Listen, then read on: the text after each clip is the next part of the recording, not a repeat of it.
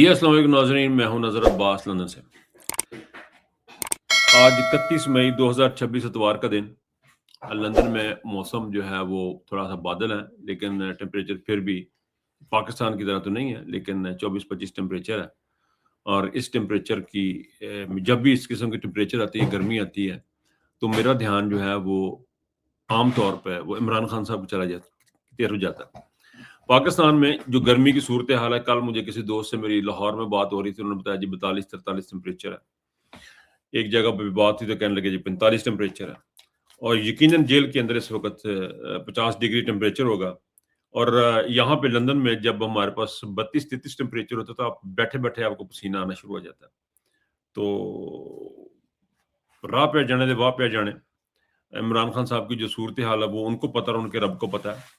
पाकिस्तान की अवाम को नहीं पता, बाहर बैठे लोगों को नहीं पता। लेकिन इस वक्त जो बाहर की सूरत हाल है जो पाकिस्तान में है, वो ये है गिलगित बल्तिस्तान जो है वो एक बहुत बड़ी स्टोरी है इस वक्त।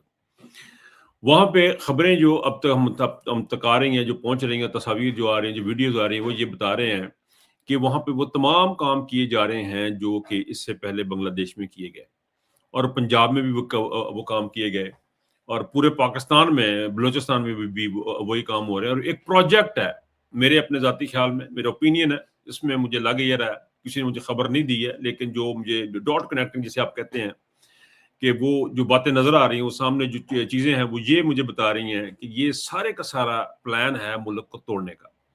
इसमें कोई ऐसी चीज़ आपको नज़र नहीं आती कि जिससे आपको लगे कि मुल्क में फ़लाह हो सकती है, मुल्क में कोई तरक्की हो सकती है, या मुल्क की कुछ सोच होगी। पाकिस्तान की अवाम को ब्लडी सिविलियन कह लें, या कीड़े मकोड़े कह लें, या हशरातुल अर्ज़ कह लें अच्छी उर्दू में, तो वो उनको समझा जा रहा है। और उनका इस वक़्त हालात ये हैं कि वहाँ पे डॉक्टर अकबर नामी जो अकबर नासर आईजी है पंजाब, वहाँ पे जो लगाया गया जिनको, ये वही आईजी हैं जिन्होंने इस्लामाबाद में कत्ल गारतगरी की। जब वो इस्लामाबाद में थे तो उस कत्ल गारतगरी में जो हिस्सा डाला उन्होंने, तो वो एक सफाक आदमी को वहाँ पे लगाया गया, और वो वहाँ पे वही काम कर रहा है जो कि उसको एस्टेब्लिशमेंट कह रही है। एस्टेब्लिशमेंट से मुराद मेरी, जो उसको आसिम मुनीर साहब हुक्म दे रहे हैं उनको, वही ट्रिकल डाउन करके नीचे आता, जी मार दो, कहना जी मार दो। पाकिस्तान में इस वक्त पोजीशन ये है कि आसिम मुनीर कहता है इनको कंट्रोल करें। फॉर एग्जांपल, वो जाता बाहर निकलता, जना अफसर का अफसर को आसिम साहब कहता जा फड़ लो इन्हें, जाकर कंट्रोल करो। वो बाहर निकलता, कहता जो कहते ने खान साहब का आसिम साहब कहते ने इन्होंने फड़ के लम्बिया पा लो। वो आगे अगले को जाके वो अगला अफसर जाके बताता, कहता वो कह रहा लम्बिया पा लो तो मारो जुतियां।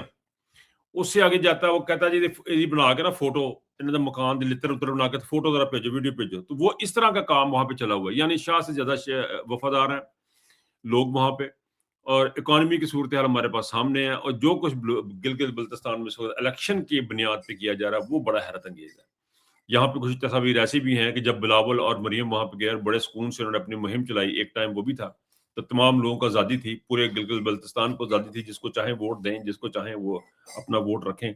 लेकिन अभी जो सूरत हाल ये है कि पाकिस्तान तहरीक इंसाफ को आज़ादी नहीं है।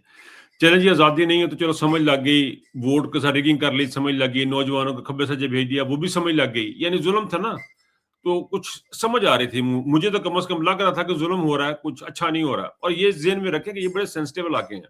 ये गिलगित बल्तिस्तान हो गया, ये कश्मीर का जो इलाका है, बड़ा सेंसिटिव है।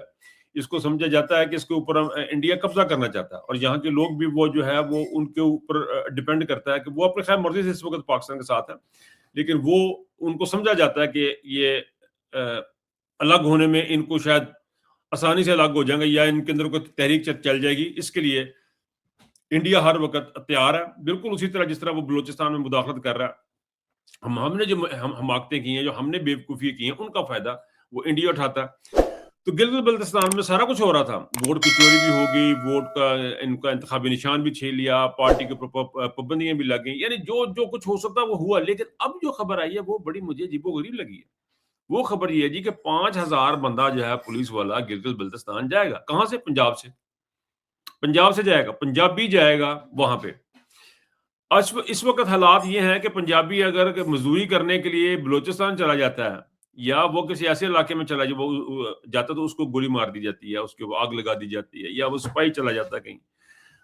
और ऐसे हालात है, पंजाबियों को फिर आगे किया जा रहा है। इससे क्या मकसद है? इसका मकसद मुझे तो सिर्फ ये नजर आता है कि मुल्क में ऐसे हालात पैदा कर दिए जाएं कि मुल्क टूट जाए। مجھے تو اس میں کچھ ایسی چیز نظر نہیں آتی. پنجابیوں کا وہاں پہ کیا کام ہے؟ پہلی بات تو یہ کہ آپ نے وہاں پہ لوگوں کو مار دھاڑ کیوں شروع کی؟ آپ نے الیکشن پہ کے اوپر پی ٹی اے کو اتنی سختی کیوں شروع کی؟ آپ نے جنید صاحب کو کیوں نکالا وہاں سے؟ پھر آپ نے جو لوگ وہاں پہ جا رہے ہیں ان کو کیوں آپ روک رہے ہیں؟ میں نے ابھی کچھ ویڈیو دیکھ رہا تھا, کچھ پی ٹی اے کے کچھ لوگ ہیں جو مختلف راستوں سے ہوتے ہوئے کے پی کے پہنچے ہیں, بائی روڈ پہنچے ہیں. پہاڑوں میں پیچھے آپ کو برف بھی نظر آ رہی ہوگی. شاہد خٹک وغیرہ ہیں, ان کے اپنے دوستوں کے ساتھ وہاں پہ پہنچے ہیں. تو یہ صورتحال جب آپ کریٹ کریں گے تو میرا نہیں خیال ہے کہ آپ کے کسی بھی قسم کی جو ہے وہ اچھائی کر رہے ہیں اس ملک کے ساتھ, یا کسی بھی قسم کی آپ فیور دے رہے ہیں. یہ خالصتاً پل آف پاکستان کو توڑنے کی سازش نظر آتی ہے مجھے تو, اور اس میں سے کچھ نظر نہیں آتا. یہ صورتحال, یہ فسطائیت جو ہے یہ ہمیں کسی طرف لے جائے گی, بڑی الارمنگ ہے. اور ایک طرف تو الارمنگ ہے, دوسری طرف یہ ہے کہ اگر گلگت بلتستان کی عوام کھڑی ہو جاتی ہے اور ساتھ میں کشمیر کی جو پوزیشن جو بن رہی ہے, کشمیر کی جو وہاں پہ جو کمیٹی ہے ان کی نے جو اپنے مطالبات رکھے ہیں, ان کے مطالبات بڑے جائز ہیں کہ جو باہر سے 12-13 ایم این اے آتے ہیں, ایم پی آتے ہیں, پارلیمنٹ ممبر آتے ہیں, ہمارے اندر شامل ہوتے ہیں. یہاں پہ وہ ان کی اپنی گیم بنی ہوئی ہے, وہاں پہ حالات اس کی طرف دوبارہ بات کریں گے. وہاں پہ بھی یہ اسی قسم کے حالات بن رہے ہیں. تو بات کرنے کا مقصد یہ ہے کہ آپ نے کوئی ایسا کام کیا نہیں, ایسا کام کو چھوڑا نہیں ہے کہ جس سے کوئی ہم یہ سمجھیں کہ آپ کچھ ملک کی بہتری چاہتے ہیں. آپ نے چور لا کے اپنے بٹھا دیے, ڈکیت لا کے بٹھا دیے, عدالتیں اپنی. تو کتنی دفعہ ہم دہرائیں گے؟ یہ سارا کچھ کرنے کے بعد آپ کا سانس نے آپ کو آرام نہیں آ رہا, آپ کو سکون نہیں مل رہا. کس قسم کی ذہنیت ہے آپ کی, کس قسم کے آپ لوگ ہیں؟ مجھے لگتا ہے یہ خان صاحب کو نا, آصم منیر صاحب ڈیلی بیسس پہ لائیو بیٹھ کے دیکھتے ہیں اپنے گھر میں یا اپنے کسی کمرے میں. ان کے وہ ہوتے ہیں کیمپ آفیسز بھی ہوتے ہیں ان کے آفیسز کے, بڑے کے چھوٹوں کو بھی ہوتے تھے, ان کا تو ہوگا. وہاں کے اندر کمرے میں بیٹھ کے یہ اکیلے جو 10-15 منٹ جاتے ہیں وہاں پہ عمران خان کو دیکھتے ہیں جو لائیو وہاں پہ ان کو پکچر آ رہی ہے. میرا اپنا ذاتی خیال ہے کہ وہ دیکھتے ہیں, اور جب وہ دیکھتے ہیں کہ اس کے اوپر ٹس سے مس نہیں ہوا تو اس کے اندر سے ایک عجیب قسم کی جو کہنا چاہیے کہ خوف و ہراس کی کیفیت ہوتی ہے. اس کو وہ ٹارچر ہو رہا ہے بڑے سخت طریقے سے. یہ صرف کرنل صاحب ہی نہیں دیکھ رہے, مجھے پورے یقین ہے کہ آصم منیر بھی دیکھ رہا ہے, کیونکہ جو یہ کام اب کر رہے ہیں یہ غیر ضروری کام سارے کیے ہیں. یہ سارے ایسے کام کیے ہیں جسے آگ کو بھڑکانے والے کام کیے ہیں. یا آپ نے ٹیسٹر لگائے ہیں کہ جی عوام کیسے ریئیکٹ کرے گی. دیکھیں میں نے آگے بھی ایک دو دفعہ یہ بات کر چکا ہوں, آپ کے ٹیسٹر سارے ناکام, آپ کی اسیسمنٹ جو ہے نا وہ ساری ناکام ہے. پاکستان کے معاملات کو اس طرح اسیس کر کے اس کو لے کے آگے چل رہے ہیں, اس کا نتیجہ یہ ہے کہ پاکستان میں اکنامکلی ڈوب چکا ہے. اب یہ ایک لمبی بحث دوبارہ شروع ہو جائے گی, میرے پاس اتنا ٹائم نہیں بتانے کا, لیکن صرف یہ کہنا ہے کہ ابھی تک آپ کی تمام اسیسمنٹ جو ہے وہ ناکام ہو چکی ہوئی ہے. آپ ان چیزوں کو اسیس نہ کریں, آپ اس کی بہتری کی طرف جائیں. اور بہتری کا صرف ایک ہی ہے کہ ایک راستہ ہے, بالکل سمپل سا راستہ ہے. وہ راستہ یہ ہے کہ پاکستان کے عوام کو پاکستان کی حکومت بنانے دیں. جس کو وہ چاہتے ہیں اس کو لے آئیں. اگر نواز شریف کو چاہتے ہیں نواز شریف کو لے آئیں. اگر وہ آپ ایک دفعہ کر کے دیکھیں, ایک دفعہ یہ سارا کر کے دیکھیں, صاف شفاف الیکشن کرا کے دیکھیں, آپ دیکھیں گے کہ ملک جو ہے فلرش کرتا ہے, کس طرح کرتا ہے. اور آپ اس میں ٹانگ نہیں پھنسائیں گے. آپ کی جو ناک اونچی ہو جاتی ہے نا کہ میری گل نہیں منی, فلانی نہیں منی, انہوں اٹھا دیا. یہ پاکستان جو ہے نا وہ اور طرف جا رہا ہے. یہ دبئی بن جائے, یہ بیروت بن جائے گا یہ ملک, یہ سیریا بن جائے گا یہ ملک, جو کہ بالکل نان پریکٹیکل سٹیٹس ہیں. یہ سٹیٹس تو ہیں, باؤنڈریز تو ہیں ان کی, لیکن ان کا اپنے عوام کو خدمت نہیں کر رہی ہے. عوام کی جو زندگی ہے دن بدن نیچے سے نیچے چلتی جائے گی. اچھا جی, علی موسیٰ گیلانی کے بارے میں خبر آئی ہے جی. علی موسیٰ گیلانی جو ہے ایم این اے ہے, یوسف رضا گیلانی کے صاحبزادے ہیں. ان کے بارے میں خبر ہے کہ یو اے ای سے ان کو ڈپورٹ کیا گیا. یہ اب آپ کو دن بھگتنا ہے. یہ اس لیے بھگتنا ہے کہ آپ جو لوگوں کو یہاں سے پاکستان سے نکلتے ہوئے لوگوں کو ڈپورٹ کر رہے ہیں, ان کے پاسپورٹ چھین رہے ہیں, کیونکہ وہ بڑے عام سے لوگ ہیں, وہ بڑے غریب لوگ ہیں, وہ کچھ پیسے خرچ کر کے ملک سے باہر نکلنا چاہتے ہیں, کچھ دے دلا کے کچھ اپنا کچھ روزی روٹی کے لیے جانا چاہ رہے ہیں. لیکن آپ لوگوں کی عیاشیوں کے لیے جانا چاہ رہے تھے, لیکن ابھی آپ کو یہ دن دیکھنے پڑیں گے. مجھے ان کی وجوہات کا تو نہیں پتا, لیکن اتنا ہی کافی امبیرسمنٹ ہے کہ جی ایم این اے ہے, پاکستان میں سمجھا جاتا ہے کہ انٹچیبل ہے, اور وہ بھی حکومتی ایم این اے ہے. اس کا باپ جو ہے وہ سینٹ کا چیئرمین ہے, وہ چیئر کرتا سینٹ کو. وہ ایک بہت بڑی بلا ہے, وہ انٹچیبل ہے. اس انٹچیبل کا حال یہ ہوا ہے کہ انہوں نے کہا اگلے جہاز سے بیٹھتے واپس نکلو.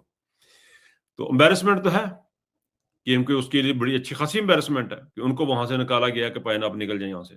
اچھا جی, ایک بات ہم جو اکثر اوقات نہیں کر رہے وہ یہ ہے کہ مارنگ بلوچ کو تقریباً 1 سال ہو گیا جیل میں رہتے ہوئے.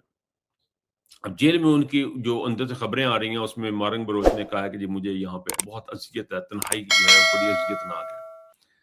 آپ اندازہ کریں عمران خان صاحب بھی ابھی 130-31 دن ہو چکے ہیں کہ عمران خان صاحب بھی جیل میں ہیں، اور مہرنگ بلوچ بھی جیل میں. اور مہرنگ بلوچ وہ خاتون ہے جس کو امن پرائز کے لیے نومینیٹ بھی کیا گیا ان کو، اور انٹرنیشنل لیول پہ ریکگنائز بھی کیا گیا ان کو، اور ان کے ساتھ یہ زیادتی ہوئی ہے مہرنگ بلوچ کے ساتھ. پھر وہ یہ خواتین کے ساتھ جو ظلم ہو رہا ہے یہ بڑا غلط ہو رہا ہے. یہ بلوچستان کے حالات آپ کے سامنے ہیں.